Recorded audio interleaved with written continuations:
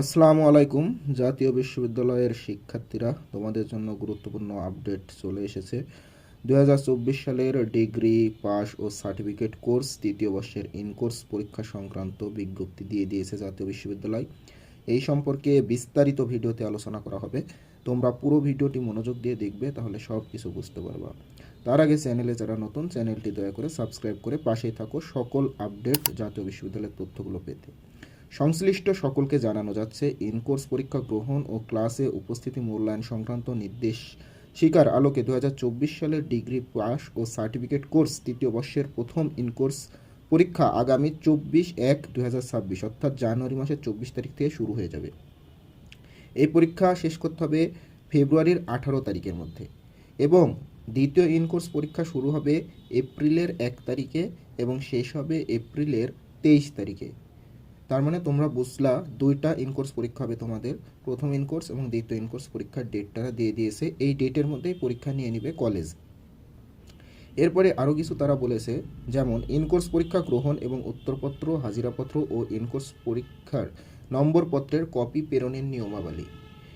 কিভাবে তারা কলেজে ইনকোর্স পরীক্ষা গ্রহণের পর এগুলা জাতীয় বিশ্ববিদ্যালয়ের কাছে পাঠাবে, তার কিছু গুরুত্বপূর্ণ নির্দেশিকা দিয়েছে। তো এগুলো তোমরা জানলে তোমাদের জন্য ভালো, তাহলে তোমরা অনেক সচেতন হতে পারবা। এগুলোও দেখো।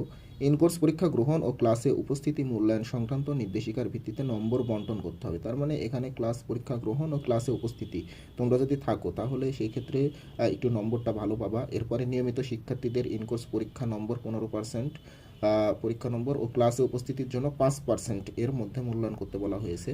এরপর প্রাইভেট পরীক্ষার্থীদের ইনকোর্স পরীক্ষার নম্বর 20%-এর মধ্যে মূল্যায়ন করতে হবে, এবং সংশ্লিষ্ট কলেজ নিজ দায়িত্বে পরীক্ষা গ্রহণ করবে। সংশ্লিষ্ট শিক্ষকগণ উত্তরপত্র মূল্যায়ন করবে।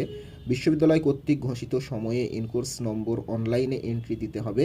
ইনকোর্স নম্বর এন্ট্রি দেওয়ার ক্ষেত্রে সংশ্লিষ্ট সকলকে সতর্ক থাকতে হবে। একবার ইনকোর্স নম্বর এন্ট্রি দেওয়ার পর তা আর পরিবর্তন করা যাবে না।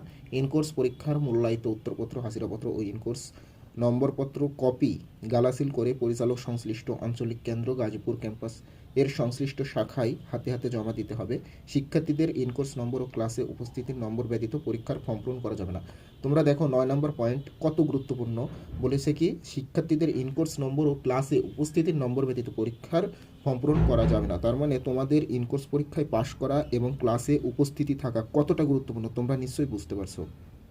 এরপরে প্যাকেটের গায়ে বড় বড় করে 2024 সালের ডিগ্রি পাস ও সার্টিফিকেট কোর্স তৃতীয় বর্ষ ইনকোর্স পরীক্ষা লাল কালিতে লিখতে হবে।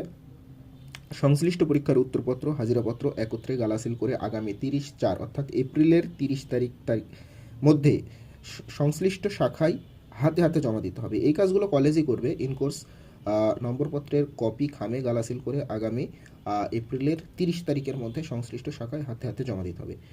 এই যে আলোচনা করলাম, এটা হচ্ছে তোমাদের ইনকোর্স পরীক্ষার রুটিন এবং কিভাবে কত নম্বরের মধ্যে ইনকোর্স হবে। আশা করি তোমরা বুঝতে পারছো।